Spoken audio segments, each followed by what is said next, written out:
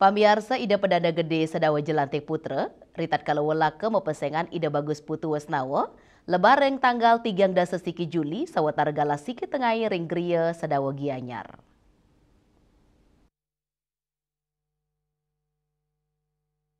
Rainsang sani lebar ide bagus sedawa mawasang, dan upacara pelebon sampun kekawitin dawak tanggal 4 Agustus. Antuk ngemargiang upacara nancep, nek tegang ngadegan pancekerta miwa nunas penginih ini ring gria sadawa.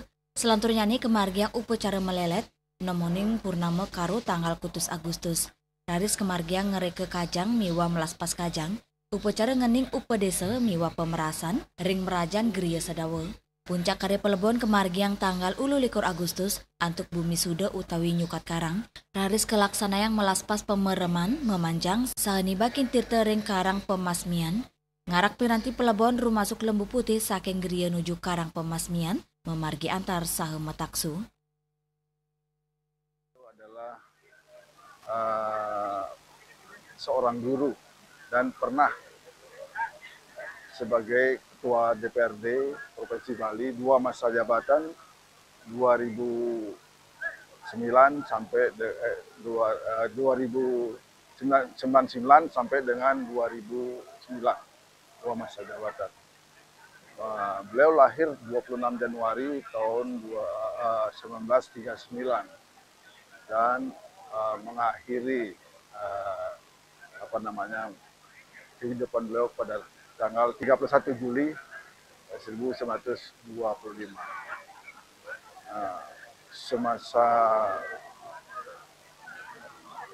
hidup beliau sesungguhnya lebih banyak mengabdi di bidang pendidikan. Sebagai guru, sebagai ketua yayasan di Jenderal Gianyar, dan tahun 2015 setelah mengakhiri masa jabatan beliau sebagai Ketua DPRD Provinsi Bali, beliau melanjutkan Dwi Jati sebagai Surigih sampai dengan tahun 2025 ini. Upacara pelebon kepuput oleh ide pedanda wayahan dau miwa ide pedanda puda geria celuk.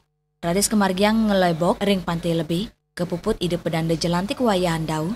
Selanturnya nih ring tanggal si Oktober jagirau, pacang kemargiang upacara ngeroras lemengin, mecaru sae ngaturang ayaban pinake pepumpet iatnya suci inucap, Hendra Bali TV.